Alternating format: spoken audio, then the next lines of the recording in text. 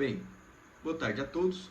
Meu nome é Soelismar Mariano Florencio, sou mestrando aqui no programa de pós-graduação em Letras e Linguística da Universidade Federal de Goiás e eu tenho desenvolvido um projeto de pesquisa que conta com a orientação do professor Sebastião Elias Milani e com o apoio financeiro da Bolsa CAPES, cujo título é Análise Semiótica do Procedimento de Textualização na Língua Brasileira de Sinais. Esse trabalho toma como objeto os procedimentos a que recorre a instância enunciativa para operar a textualização de discursos em língua brasileira de sinais, que vamos denominar a partir de agora apenas como Libras. A minha motivação para essa pesquisa vem de meados da minha segunda graduação em Letras, Língua Portuguesa e Língua Brasileira de Sinais, Tradução e Interpretação. Nesse curso, eu pude acompanhar o desenvolvimento linguístico das línguas de sinais e, é claro, em especial, da Libras. O que acontece é que no que diz respeito à fonética, fonologia, morfologia e sintaxe da Libras, as pesquisas se desenvolveram bastante desde os anos 1960, quando o aspecto linguístico dessas línguas passou a ser objeto de interesse para a pesquisa acadêmica. Porém, o que houve aqui, no que diz respeito ao que vem a partir daí, ou seja, semântica, pragmática e etc., poucos estudos foram desenvolvidos até então, e o pouco que se tem feito fica atrelado à análise do nível da frase, ou seja, não se aborda o texto como uma globalidade significante, não se fala sobre a sua estrutura mesma. E é aí que as teorias que tomam o texto como objeto de análise podem contribuir para o desenvolvimento linguístico das línguas de sinais. Entre essas teorias, nós podemos citar a semiótica de linha francesa. É certo que as demais teorias que tomam o texto como objeto de análise possuem um aparato epistemológico para o esforço pretendido aqui.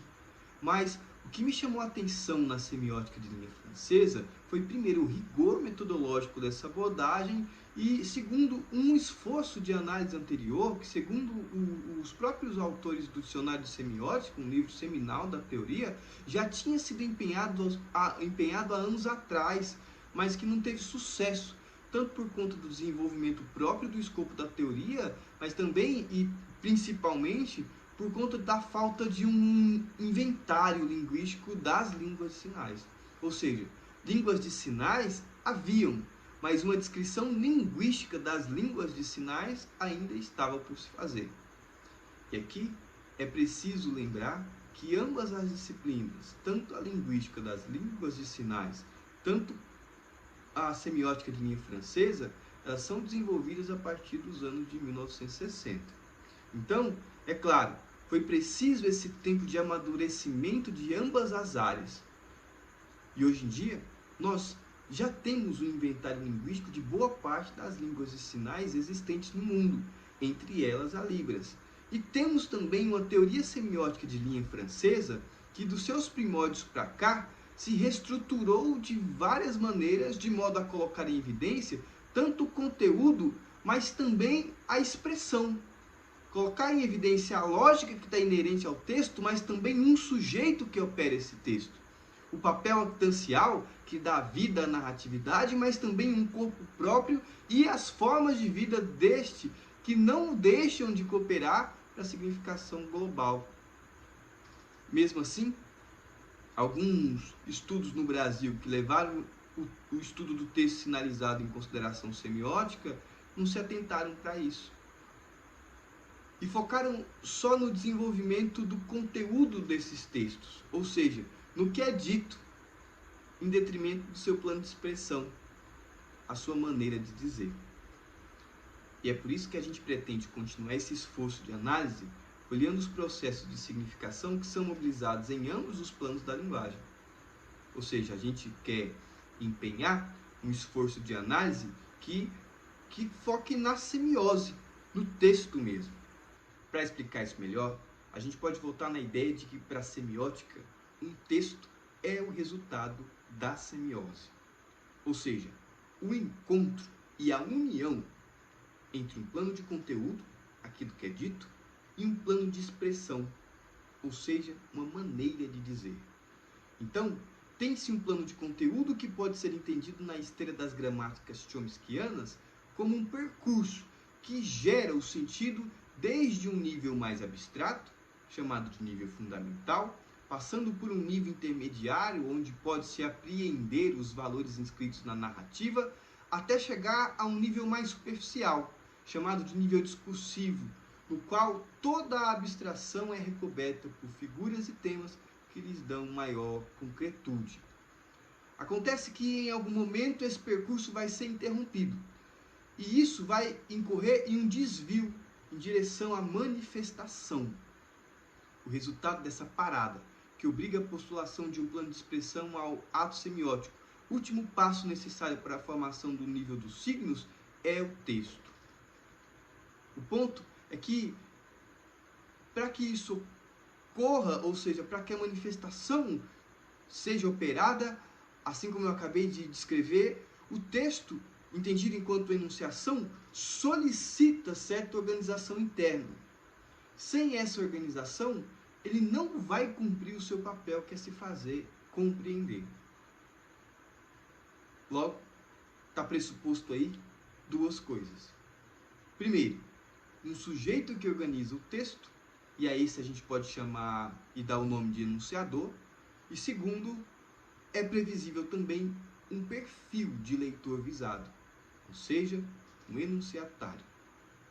Então, a gente acabou de ver que aquilo que é dito prevê um ato de dizer, um conteúdo, e uma maneira de dizer, uma expressão.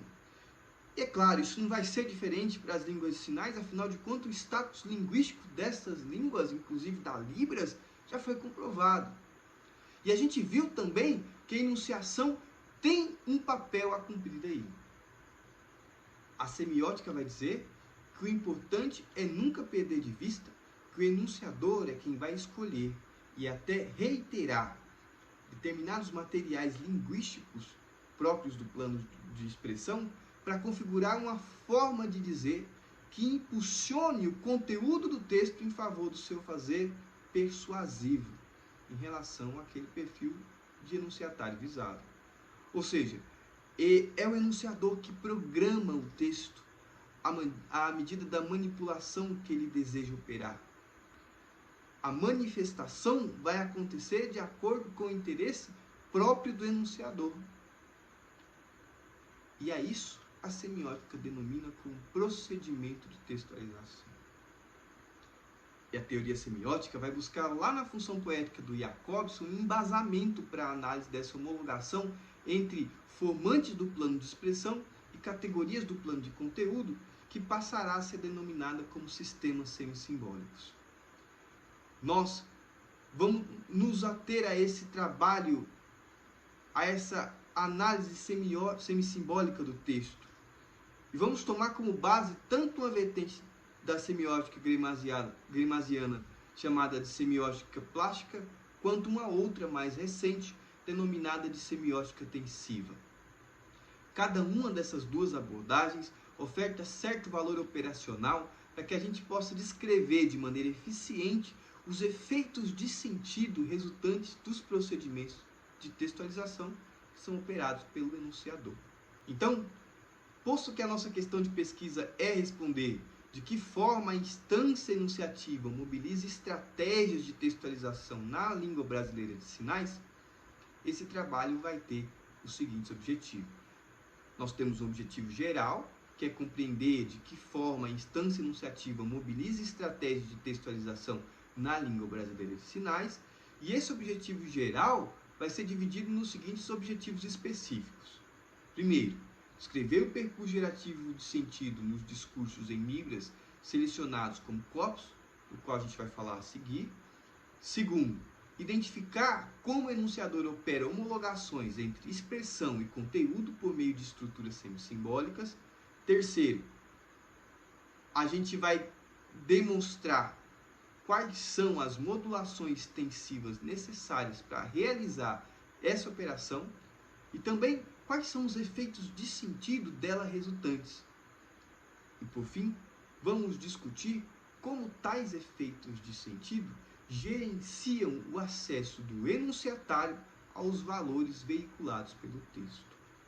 Portanto, será realizada uma pesquisa bibliográfica de abordagem qualitativa com objetivos exploratórios. Os dados vão ser coletados a partir de 3 textos literários do gênero conto, intitulados A Cobra Grande, Mapinguari e A Lenda do Irapuru, que estão presentes e compõem uma obra organizada e publicada em 2016, denominada 11 Histórias e um Segredo, Desvendando as Lendas Amazônicas. Essa obra está disponível em domínio público e o que será aproveitado enquanto corpus de aplicação é a sua versão em vídeo. Nós tomaremos essas filmagens e vamos, a partir de um sistema chamado Shotcut, fazer uma conversão dessas filmagens para uma extensão denominada MPEG. Essa conversão ela é importante porque essa é uma extensão compatível com o sistema Elan, que é um software desenvolvido e distribuído gratuitamente para fins de análises linguísticas. Esse software permite sistematizar a anotação de glosas, organizando elas de modo preciso em trilhas de transcrição, que facilitará a extração dos dados e a identificação do sistema semissimbólico presente em cada um dos contos dentro do próprio programa. Então, nós estamos prevendo que para cada um dos videocontos que serão analisados, serão criadas no software Elan 5 trilhas de anotação.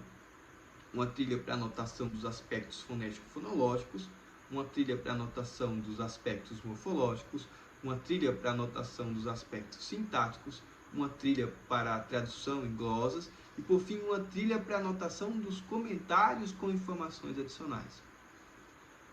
Nós estamos prevendo também a possibilidade dos dados já analisados serem organizados em uma planilha do software Microsoft Excel, no qual a gente pode dispor as ocorrências em uma linha, separando as informações em colunas específicas relacionadas a cada um dos parâmetros propostos por Stokoi em 60 e Ferreira Brito em 1995, além de informações adicionais sobre a anotação e a identificação dessas ocorrências. É importante frisar que o que se busca nesse mapeamento realizado dentro do sistema Elan são eventuais estranhamentos, rupturas, inversões, iterações, etc. Porque é isso que vai permitir que a gente compreenda quais são os tipos de valores que prevalecem em ambos os planos da linguagem de cada um dos textos. Ou seja, se os valores que aí prevalecem são próprios da continuidade ou se eles são da ordem da descontinuidade. Essa identificação vai permitir que a gente corresponda à presença sensível aí identificada, ou seja, nós podemos dizer que quando nós encontramos um valor da ordem da continuidade, nós temos uma cifra tensiva, assim a semiótica denomina. Nós podemos corresponder essa cifra tensiva às dimensões de intensidade e extensidade, que são próprias do que a semiótica denomina como campo de presença. Todo esse percurso, além de demonstrar os formantes plásticos que operam correlações com categorias de conteúdo, deve resultar em um arco tensivo de cada texto, que a gente pretende apresentar mediante figuras ilustrativas.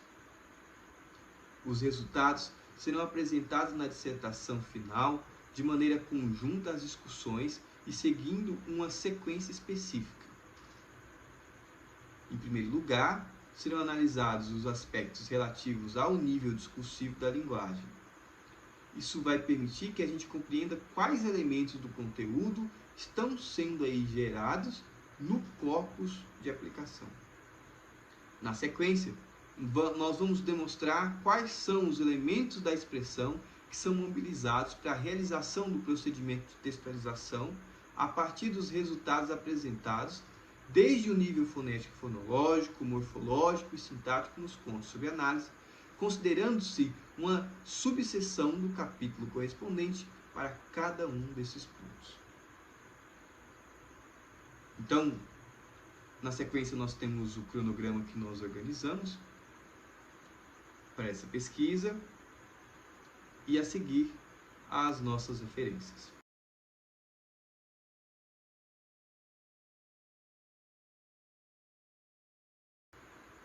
Muito obrigado.